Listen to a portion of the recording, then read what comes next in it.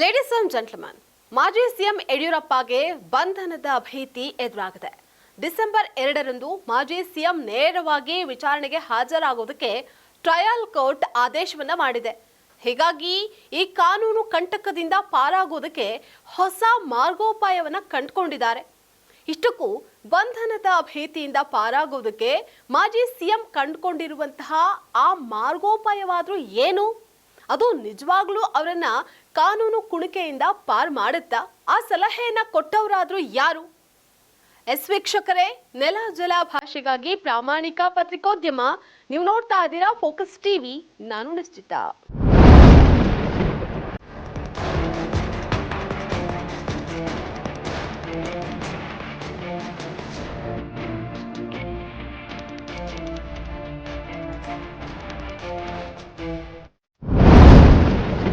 ಮಾಜಿ CM ಯಡಿಯೂರಪ್ಪಗೆ POCSO case ಮುಳುವಾಗುವಂತಹ ಲಕ್ಷಣಗಳು ಗೋಚರ ಆಗ್ತಾ ಇದೆ.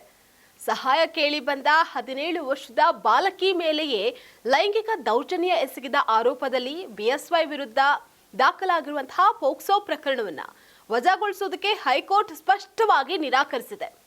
ಇದ್ರ ಬೆನ್ನಲ್ಲೇ ಯಡಿಯೂರಪ್ಪ ಹಾಗೆ ಇತರೆ 3 ಸಹ ಆರೋಪಿಗಳ ವಿಚಾರಣೆಗೆ ಟ್ರಯಲ್ ಕೋರ್ಟ್ ಮುಂದೂಡಿದೆ. ಡಿಸೆಂಬರ್ 2ರಂದು ಮಾಜಿ ಸಿಎಂ ನೇರವಾಗಿ ವಿಚಾರಣೆಗೆ ಹಾಜರಾಗುವುದಕ್ಕೆ ಟ್ರಯಲ್ ಕೋರ್ಟ್ ಆದೇಶವನ್ನ ನೀಡಿದೆ. ಇದು ಮಾಜಿ ಸಿಎಂಗೆ ಬಂಧನದ ಭೀತಿ ಎದುರಾಗುವಂತೆ ಮಾಡಿದೆ. ಹೀಗಾಗಿ ಈ ಕಾನೂನು ಕಂಟಕದಿಂದ ಪಾರಾಗುವುದಕ್ಕೆ ಯಡಿಯೂರಪ್ಪ ಹೋಮ ಹವನದ ಮೊರೆ ಹೋಗಿದ್ದಾರೆ. ಬೆಂಗಳೂರಿನ ಡಾಲರ್ಸ್ ಕಾಲೋನಿಯಲ್ಲಿರುವಂತಹ ತಮ್ಮ ನಿವಾಸದಲ್ಲಿ ಪುರೋಹಿತರ ಸಮಾಗಮದಲ್ಲಿ ಅಮಾವಾಸ್ಯೆ ದಿನವೇ ವಿಶೇಷ ಹೋಮ ಹವನ ಮಾಡಿಸಿದ್ದಾರೆ.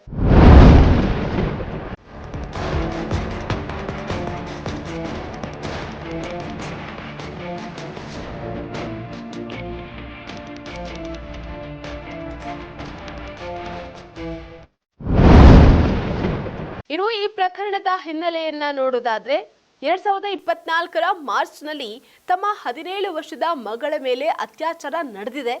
ಇದಕ್ಕೆ ನೆರವಾಗಬೇಕು, ತಪ್ಪಿತಸ್ಥನಿಗೆ ಶಿಕ್ಷೆಯಾಗುವಂತೆ ಸಹಾಯ ಮಾಡಿ ಅಂತ ಸಂತ್ರಸ್ತೆಯನ್ನ ಆಕೆಯ ತಾಯಿ ಯಡಿಯೂರಪ್ಪ ಅವರ ಡಾಲರ್ಸ್ ಕಾಲೋನಿ ನಿವಾಸಕ್ಕೆ ಕರೆ ತಂದಿದ್ರು. ಆಗ ಸಂತ್ರಸ್ತೆಯನ್ನ ಪರಿಶೀಲಿಸುವಂತಹ ಸೋಗಿನಲ್ಲಿ ಯಡಿಯೂರಪ್ಪ ಆಕೆಯ ಮೇಲೆ ಲೈಂಗಿಕ ದೌರ್ಜನ್ಯವನ್ನ ಎಸಗಿದ್ದಾರೆ ಅಂತ ಬಾಲಕಿಯ ತಾಯಿ ಆರೋಪಿಸಿದ್ರು.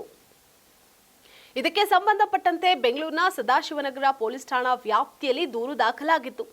ಇದಕ್ಕೆ ಸಂಬಂಧಪಟ್ಟಂತೆ ಪೊಲೀಸರು ಪೋಕ್ಸೋ ಪ್ರಕರಣವನ್ನ ದಾಖಲಿಸಿದ್ರು. ಇದು ಹೈ ಪ್ರೊಫೈಲ್ ಕೇಸ್ ಆಗಿದ್ರಿಂದ ಸರ್ಕಾರ ಈ ಪ್ರಕರಣವನ್ನ ಸಿಸಿಬಿಗೆ ವಹಿಸಿತ್ತು. ಪ್ರಕರಣದ ತನಿಖೆ ನಡೆಸಿರುವಂತಹ ಸಿಸಿಬಿ ಅಧಿಕಾರಿಗಳು ಮಾಜಿ ಸಿಎಂ ವಿರುದ್ಧ ಚಾರ್ಜ್ ಶೀಟ್ ಅನ್ನ ದಾಖಲಿಸಿ ನ್ಯಾಯಾಲಯಕ್ಕೆ ಸಲ್ಲಿಸಿದ್ರು. ಇದನ್ನ ಗಂಭೀರವಾಗಿ ಪರಿಗಣಿಸಿದ ಮಾಜಿ ಸಿಎಂ ಈ ಪ್ರಕರಣದ ರದ್ದು ಕೋರಿ ಹೈಕೋರ್ಟ್ ಮೊರೆ ಹೋಗಿದ್ರು. ಆದರೆ ವಿಚಾರಣೆ ನಡೆಸಿದ ಹೈಕೋರ್ಟ್ ನ್ಯಾಯಪೀಠ ಯಡಿಯೂರಪ್ಪ ಅವರ ಅರ್ಜಿಯನ್ನು ವಜಾಗೊಳಿಸಿ ಟ್ರಯಲ್ ಕೋರ್ಟ್ನಲ್ಲಿ ವಿಚಾರಣೆಯನ್ನ ಎದುರಿಸುವಂತೆ ತಿಳಿಸಿತ್ತು. ಒಂದು ವೇಳೆ ನೇರವಾಗಿ ನ್ಯಾಯಾಲಯಕ್ಕೆ ಹಾಜರಾಗೋದಕ್ಕೆ ಸಾಧ್ಯವಾಗದೇ ಇದ್ರೆ ಮನವಿಯನ್ನ ಸಲ್ಲಿಸಿ ವಿಡಿಯೋ ಕಾನ್ಫರೆನ್ಸ್ ಮೂಲಕ ವಿಚಾರಣೆಯನ್ನ ಎದುರಿಸಬಹುದು ಅಂತ ಹೇಳಿತ್ತು.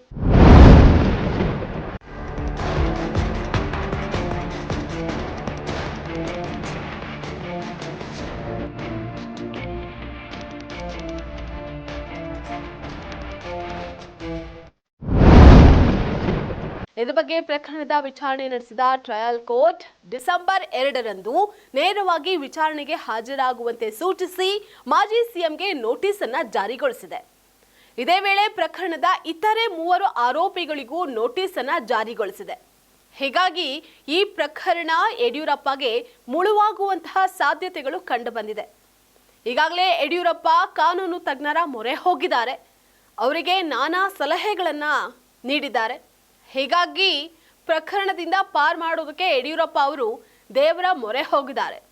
ಡಾಲರ್ಸ್ ಕಾಲೋನಿಯಲ್ಲಿ ಇರುವಂತಹ ತಮ್ಮ ನಿವಾಸದಲ್ಲಿ ಪುರೋಹಿತರ ಸಮ್ಮುಖದಲ್ಲಿ ಹೋಮ ಹವನವನ್ನ ಮಾಡಿಸಿದ್ದಾರೆ.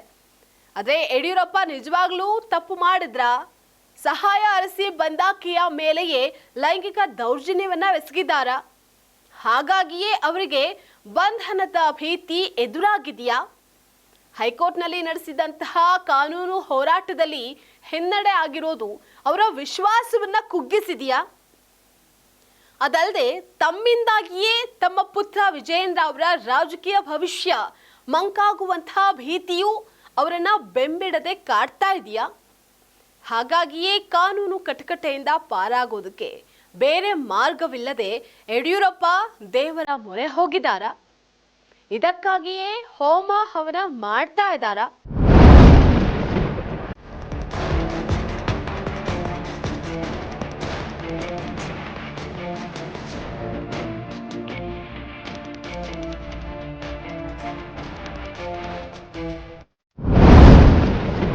ಈ ಎಲ್ಲಾ ಪ್ರಶ್ನೆಗಳಿಗೆ ಶೀಘ್ರವೇ ಸ್ಪಷ್ಟ ಉತ್ತರ ಸಿಗುತ್ತೆ. ಇದಾಗಿತ್ತು ಇವತ್ತಿನ ಫೋಕಸ್ ಸ್ಪೆಷಲ್ ಸ್ಟೋರಿ.